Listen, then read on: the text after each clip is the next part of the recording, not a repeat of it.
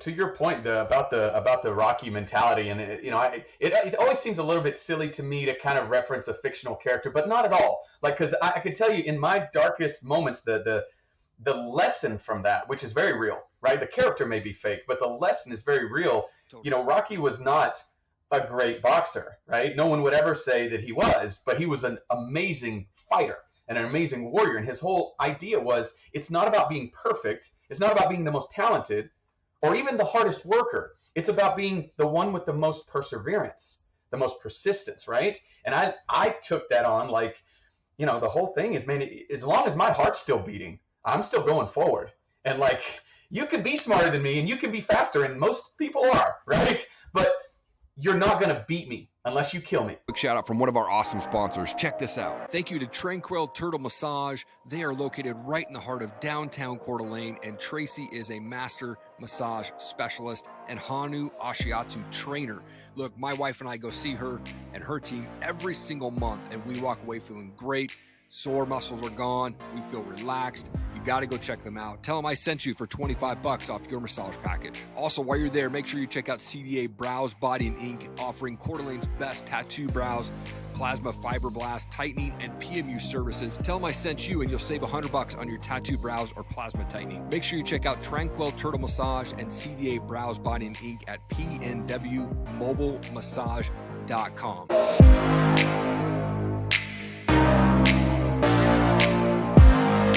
Buddy, you're a husband, you're a father, you're a U.S.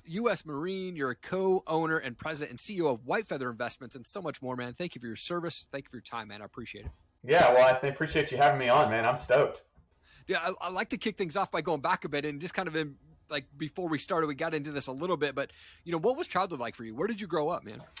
So I was born in Texas. I'm the youngest of five. My mom wanted to have seven, but she had two miscarriages, and so five of us made it through. And I'm the youngest. I have two older brothers and two older sisters. And my mom and dad were crazy, right? My dad, had difficulty holding down a job, and then they decided that they would just pack up the entire family, load us into, I'm not kidding, a hollowed out school bus, and drove up. We were going to drive to Canada, as the story goes, but my dad stopped in eastern Tennessee, right in the foothills of the Smoky Mountains, to see his brother who lived there, and that's where we stayed. And so I grew up in East Tennessee for a huge portion of that without any electricity or running water. We literally built our own log cabin. I'm not kidding. Like, I know how to skin logs. I know how to notch them. I know how to put the mortar in between. It's crazy stuff. And this is in like the 80s and 90s, right? This is not in the 1880s. But that was our life, and it was an adventure. But I will say, there's a dark side to that type of lifestyle as well, right? And there's a dark side to poverty, right? And so we were WIC and food stamps babies, and I remember. I can still visualize like where all the WIC stuff is at the Piggly Wiggly, right? And then like all that kind of stuff. And so I'd say it was an adventure, and I will say that my mom and dad, they worked as hard as they could, and they did the best that they could. But they didn't know anything about finances. They didn't know anything about that, and all the stuff that comes with growing up poor. There's some difficulties, right? There's some struggle, but I mean, like you said, you kind of have that Rocky mentality going into life after things like that. I grew up in the broken home and battled addictions, and I was in jail at 18. Had to fight my mom's boyfriend when I was 13 because he was hitting her. Just craziness as well. Been on WIC and food stamps with my wife and I. When we first got married, I was like, crap, man, we can't even afford this rent. It's like $900 a month. Wow. Just craziness there. But you ended up enlisting in the Marines in, I think, 2004. Again, thank you for your service there. What was the drive to go into the military, and why did you end up picking the Marines? Yeah, that's a great question. To your point about the Rocky mentality, and it always seems a little bit silly to me to kind of reference a fictional character, but not at all. Like, because I can tell you in my darkest moments, the lesson from that, which is very real, right? The character may be fake, but the lesson is very real. Totally. Rocky was not a great boxer, right? No one would ever say that he was, but he was an amazing fighter and an amazing warrior. And his whole idea was, it's not about being perfect. It's not about being the most talented or even the hardest worker. It's about being the one with the most perseverance, the most persistence, right? And I took that on like, the whole thing is, man, as long as my heart's still beating, I'm still going forward. And like, you can be smarter than me and you can be faster, and most people are, right? But you're not going to beat me unless you kill me, right? Yeah. And I can tell you, dude, that kind of mentality can build, well, 4 businesses. It can build, all kinds of, it can build whatever kind of life you want if that's what you embrace. So if hardship, while we don't want it, it's not like we seek it out, not like Goggins, right? Goggins seeks out hardship. I do not. I'm not as tough as him, not even close. So it's not like we want hardship, but we can use it. If it's forced on us, we can use it, right? Just because you were on WIC, just because you were in jail, doesn't mean you stay there, right? You build off of it and you take the lessons that you learn from it and you move forward with it. So for me, honestly, man, so the Marine Corps to me always seemed, my dad was a Marine. He was drafted a Marine in Vietnam, and by his own admission, he wasn't very good. He was busted down to Lance Corporal several times and, for fighting and things like that. But I always loved the idea of being able to fight for the country and to being able to defend what I thought was a pretty amazing American way of life. Because even though we were poor, and even though there was not a lot of opportunity, at least in the borders of my small town, I could see it outside of the borders. Yeah. And it didn't seem like anybody cared that I would be, grow up poor, that the Rushing family name didn't have much weight, or, that my mom was, Hispanic and my dad was a poor white guy, right? It didn't seem to matter as much when I would look outside those things. And so I was like, well, maybe the military is a way out. But I tell you this, when I was in high school, I had pretty good grades, and, I knew I couldn't afford to go to college because I just didn't have the money. And so I was in the guidance counselor's office one day, and he said, hey, take a look at this brochure. Have you ever thought about this? And the brochure was of this this formation of people in white uniforms with these cool looking hats on. And there was this blue aircraft that were just screaming overhead. It was the brigade midshipmen with the Blue Angels that I found out later. But I was like, that is so cool, man. I was like, that's awesome. And they go, the magic words. They said, well, I'll tell you what, if you get accepted to the Naval Academy, you don't have to pay for college. And I was like, whoa. I would love to say that it was all about the noble pursuit of something higher. It wasn't. It was about getting my college paid for. Yeah. And so I actually worked really hard and barely squeaked in the door. But yeah, I got accepted to the Naval Academy, and I graduated in 2004. Come on, man. Yeah. Dude, what a story, dude. I love that, man. I mean, I'm sure that you've learned a lot of things in the Marines that you're able to utilize in life, but what's that number one skill that you've learned being in the military that you are able to use on a daily basis in life and business? Yeah, man, that's, I tell you, it goes back to the same thing. And this is going to, I want to be clear. I try really hard to make smart decisions. I try really hard to do the right things and be right and make good investments and so on. So I'm not just saying that you just go out there and just get beat up and then if you're going to succeed. That's not it at all, right? Right. However, in the Marine Corps, there's not a lot of tolerance for weakness. There's not a lot of tolerance for excuses. There's really just, you get the mission done. And it can be, I was a combat engineer in the Marine Corps, and combat engineers, they do demolitions, right? You do explosive breaching, you do take down houses and stuff like that with explosives. And, nobody really cares if you're super surgical. They care if the building that was supposed to be destroyed was destroyed and nobody was unnecessarily hurt, right? Nobody that you weren't trying to hurt. So and it was the mission, no matter what mentality, and obstacles, excuses, all that. Okay, roger that. I don't really care. Just, did you accomplish the mission? And I can tell you, it works that way in business too, right? You have to be a little more gentle with your words and dealing with people, right? You can't just bark at them like you do Marines. But mission, no matter what, is that's the secret to success in a lot of things. Yeah, that's so true, dude. I love that, man. So good, dude. I want to get into White Feather Investments. This is so awesome. For those who don't know, what's this thing about? How did it all come together? Yeah. So I tell you, I was on a long range convoy in Afghanistan in what's called an MRAP, a mine resistant ambush protected vehicle. It's those big armored vehicles that you saw on TV back in the day. And so I'm on this long range patrol, and you get a lot of downtime, and I find this purple book in between the seat and the radio, right? And I pull it out, and it says Rich Dad, Poor Dad on it. All right, that's whatever. That's kind of interesting. So I start reading it, and I I'm riveted. I finished the book all in one sitting, which it's a small book, so it's not that impressive. But like, I finished it in one sitting, right? And I remember thinking two things at the end of it. I remember thinking, number one, this is a horribly written book. And two, the nuggets inside this thing will change my life forever. There's no way that I cannot. And it was Robert Kiyosaki's Rich Dad Poor Dad, right? And most people know what the book is. But that changed me forever. And so I came back from Afghanistan. That was on a deployment to Afghanistan. I came back from Afghanistan, and I went to 29 Palms, California, which is outside of Palm Springs. There's a Marine base there. And I walked into a real estate agent's office. It was this old, dilapidated, rundown office, and this old guy with a red beard sitting behind these massive stacks of papers. And I said, hey, I want to buy a beat up piece of crap property, and I want to fix it up, and I want to sell it and make a lot of money. Is now a good time to buy real estate? And he goes, June 2007, it's an amazing time to buy real estate. And I was like, sweet, that's awesome. I had no clue what a market was. I had no clue how to do cash flow analysis. I just knew if you bought old houses and fixed them up, you could be rich, right? Yeah. And that was my whole plan. So I bought, so this is my first investment. I buy this property for $154,000. Remember these numbers. I bought it for $154,000, and I poured every dollar that I owned into it. It was around $30,000 I'd saved up in Afghanistan, plus all the time before that, all the money I had in the world. Poured it into it, did all the renovations, me and my wife, just all the renovations. We did the roof, the ceiling, we scraped popcorn ceiling, we like ripped up carpet, all of that. For about a year and a half, we worked our butts off every day and poured every dollar we had into it.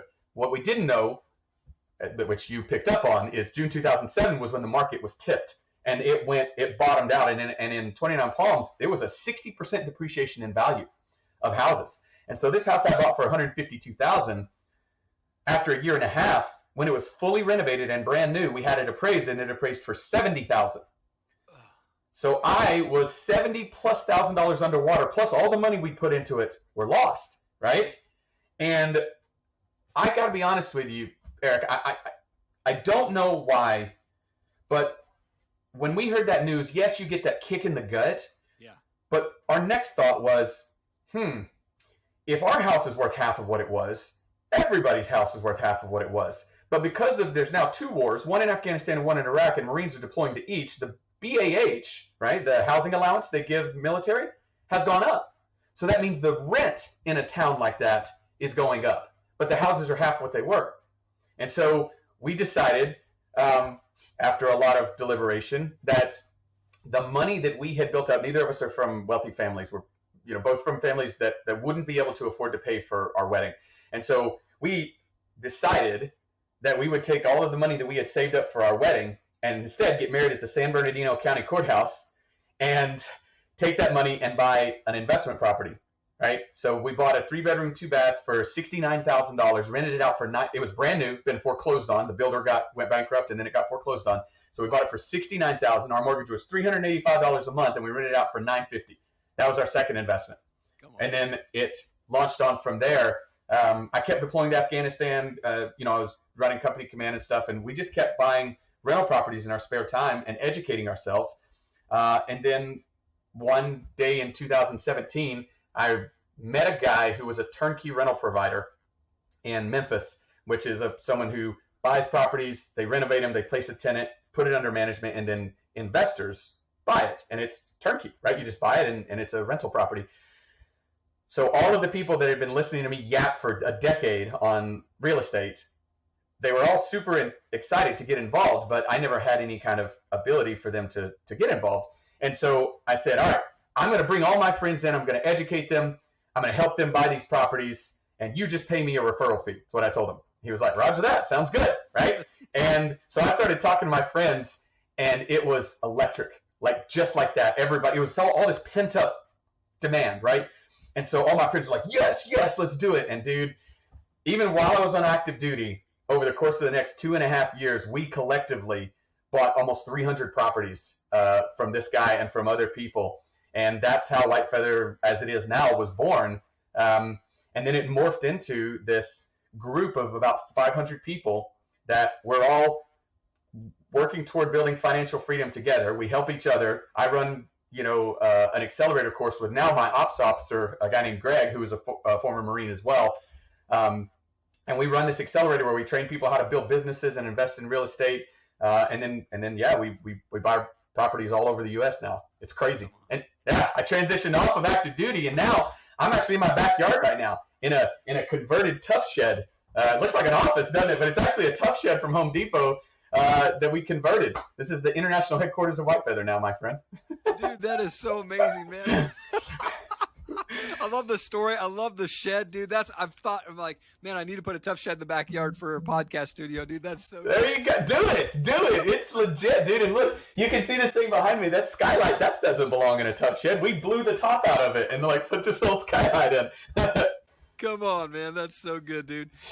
One of the areas that you focus on your website that I noticed is you guys talk about generational wealth. Mm-hmm. And you said you didn't come from money, but like, how can you deep dive into that? Like, how can people build up or create generational wealth, man? Yeah, man. I tell you, it's in my mind, I try to focus on the simplest things ever. I love the Moneyball theory. You remember that movie, the Brad Pitt movie, Moneyball, where he was like, hey, listen, we don't need to hire all of this rock stars. Why don't we get the guys that get on base the most? If we get on base enough times, we can win. And they did, right? And so I believe that you don't need to swing for the home runs. I don't subscribe to the get rich quick mentality. I think if you get on base enough times, you win. And so what I consider a base hit, and this is the way I've done it, is you buy a single family, 3-bedroom, 2-bath, 1,200 square foot property somewhere in the Midwest, Memphis or St. Louis or Little Rock or whatever. You buy it for $130,000, $140,000. It rents for maybe $1,000 a month. You're not getting crazy cash flow. You get bank financing on it, right? Or maybe something like that. And maybe you cash flow a couple $100 a month. But the power of rental real estate is in the compounding nature of the benefits, which I'll talk about in a second, and time. Everybody says location is the most important thing in real estate. It's a factor, but in my opinion, the two most important things in real estate are the deal structure itself and time. Right? Remember that property I just talked about that we bought it, we renovated it, it was underwater? Okay, that was 2009 when we had that appraised. I still have that property. I couldn't sell it, right? It was underwater. Yeah. Now it's worth about $230,000. I owe $125 on it, and the rent is $1,500 a month, and so it's cash flowing about $1,000 a month. Now it's a cash flow engine. Now it has tons of equity because of time. I made a horrible mistake on that property, but time bailed me out, right? So time is a huge deal in rental real estate. So that's to your point of generational wealth. If you buy that single family rental, and it cash flows $200 a month, and it's also paying down your mortgage with the rent, and it's appreciating over time, and you get tax benefits from it, and rent goes up over time, but the mortgage stays the same, except more goes toward principal every month. So you fast forward 5 years down the road, that house is worth more than what you bought it. You owe less. It's paying itself off faster because of the amortization schedule. The rent is higher, so your cash flow is higher, and you still get the tax benefits. If you do that, if you get a base hit every year, and I do this, I have something called a financial freedom blueprint that I put everybody through that maps it out and shows them what their future can look like. If you buy one of these a year and you have the patience to wait 10 years, let's just say, or 12 years or whatever, right? You're going to be working anyway. Don't quit your job. Keep working. Do this in your spare time. You can do it in your spare time, but let's just say you do this every year for 15 years. All of a sudden at the end of that 15 years, you have $1 million of equity. So you're a millionaire. You have $10,000 of net monthly cash flow after all expenses, even if you don't get out of bed. And it's all in appreciating assets that are growing in value. So like when you die, let's just say you live to 90. When you die, you are wealthier than you were when you're 40, right? That's what I mean by generational wealth. So now that passes on to your kids, right? And they start off their life with appreciating income producing assets that are growing in value, right? That's what I mean by generational wealth. And that's what I learned from Robert Kiyosaki. Come on, man. And this may tie into that same thing, but like you're obviously successful in business and in life. What is it though that drives you to keep going at this point in life? Oh man, such a good question, right? Because there are two things that motivate us. There's running from pain and there's running toward pleasure or promise or passion or whatever, right?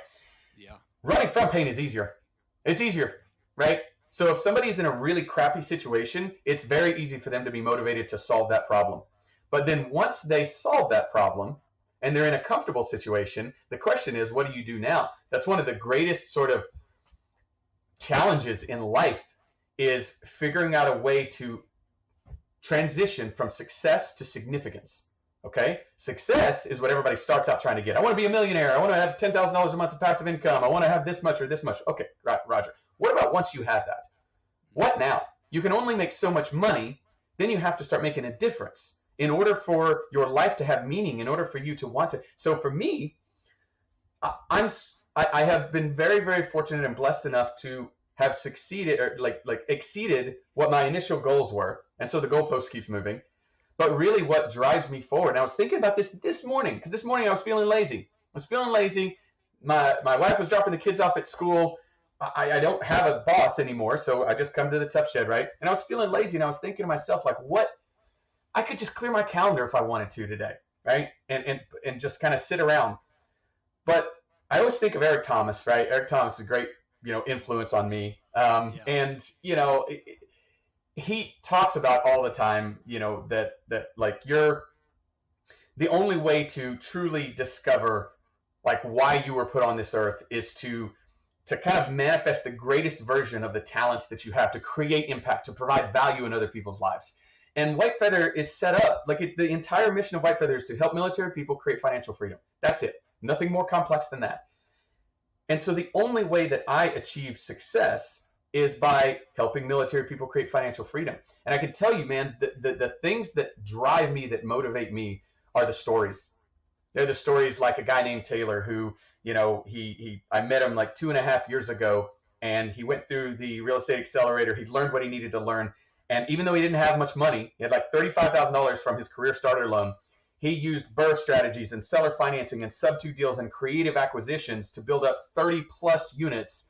And now he's transitioning out of the Army. He's not even 30 yet, and he's financially free. So he's going to run his real estate business full time. He's not even going to get another job. He's not even 30, right? He's what motivates me, right? This kid's life, and he's married now, and they're about to have a little baby. Their legacy is now changed forever from what it was. And I'm not taking credit for it. That's him. But I get to be a small part of it, right? Yeah. And I get to follow along in his journey and see the impacts that he then has as well. I'm telling you, dude, the secret to happiness in life is building success and then transitioning it to significance, however that means for you. I love this conversation, man. It's so good, dude. So good. So much knowledge just dropped right there, man. I love to finish my shows with a fun question, because I'm a big music guy. Like, what type of music do you like to listen to? What's a favorite band for you? Yeah, well, I mean, I grew up in Tennessee, in deep Tennessee, right? And so I grew up listening to country music. I listen to all kinds of different music, Ed Sheeran and Louis Capaldi and those kinds of things. But I got to be honest, my wife and my favorite artist right now has got to be Morgan Wallen. Morgan Wallen drops bombs, man, and Brett Young as well. Those are the two kind of top ones right now. And we're actually going to a concert. We went to a concert, I think, last year for Brett Young. It was awesome. But yeah, I say Morgan Wallen, the dangerous double album. She's got it on repeat. Come on, man. That's so good. Buddy, this conversation was so amazing, man. You're an absolute world changer, dude. I love your story. The Rocky story continues, man. It's so good, dude. Thank you for your time. Thank you for your service, man. I appreciate you. Yeah, absolutely. Thank you so much. This is a lot of fun. I appreciate your time, bud. Thank you so much for checking out the show today. I really appreciate it. I hope that my guest was able to bring you some amazing wisdom and knowledge to help you continue to fight for your goals, your dreams, and your purpose. If you could do me one big favor and just hit that subscribe button, I would so appreciate it. Thank you so much for your time. Keep changing the world. I believe in you. Have an amazing day.